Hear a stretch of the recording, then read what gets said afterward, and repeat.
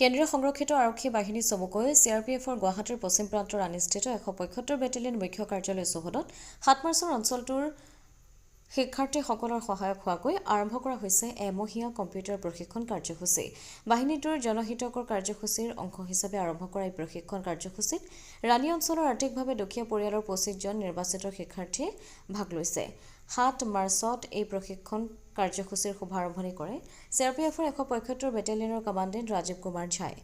এই উপলক্ষে অনুষ্ঠিত অনুষ্ঠানত ভাষণ প্ৰসংগত কমাণ্ডেণ্ট ৰাজীৱ কুমাৰ ঝাই বাহিনীটোৰ সামাজিক দায়বদ্ধতা আৰু জনহিতকৰ কাৰ্যসূচীৰ ওপৰত আলোকপাত কৰি কয় যে প্ৰতি বছৰে 175 বেটেলিয়নৰ ফালৰ পৰা জনহিতকৰ কাৰ্যসূচীৰ অধীনত বৃহত্তৰ ৰাণী অঞ্চলৰ মহিলা যুৱতীক আত্মনিৰ্ভৰশীল হ'বৰ বাবে চিলাই মেচিনৰ প্ৰশিক্ষণ আৰু বিতৰণ, বিদ্যালয়ৰ শ্ৰেণীকোঠা, শৌচাগাৰ আৰু প্ৰস্ৰাৱগাৰ নিৰ্মাণ আৰু মেৰামতি কাৰ্য, বিদ্যুৎ সংযোগবিহীন সীমান্তৱৰ্তী অঞ্চলৰ ৰাইজৰ মাজত সৌৰশক্তি চালিত চাকি বিতৰণ, ক্ৰীড়া প্ৰতিভা বিকাশৰ বাবে খেলৰ সামগ্ৰী বিতৰণ, শিক্ষাৰ্থীৰ মাজত কিতাপ আৰু ষ্টেচনাৰী সামগ্ৰী বিতৰণ, দক্ষতা বিকাশ আৰু প্ৰতিযোগিতামূলক পৰীক্ষাৰ প্ৰস্তুতিৰ বাবে কোচিং ক্লাছ, বিদ্যালয়ত শিক্ষাৰ্থীৰ বাবে চাইকেল শ্বেড নিৰ্মাণ, যাত্ৰীৰ জিৰণি চৰা নিৰ্মাণ, বিনামূলীয়া স্বাস্থ্য পৰীক্ষা শিবিৰ আৰু ঔষধ বিতৰণ কাৰ্যসূচী অনুষ্ঠিত কৰি অহা হৈছে।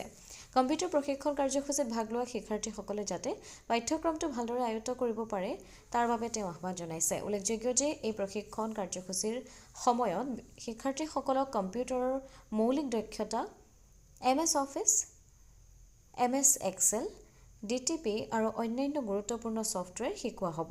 আনহাতে উদ্বোধনী অনুষ্ঠানত 175 চিআৰপিএফ বেটেলিয়নৰ second in command Amit Sinha, deputy commandant Birat Kumar Singh, জ্যেষ্ঠ চিকিৎসা বিষয়া ডাঃ অজয় কুমাৰকে আদি কৰি কেইবাজনো বিষয়া আৰু জোৱান উপস্থিত আছিল।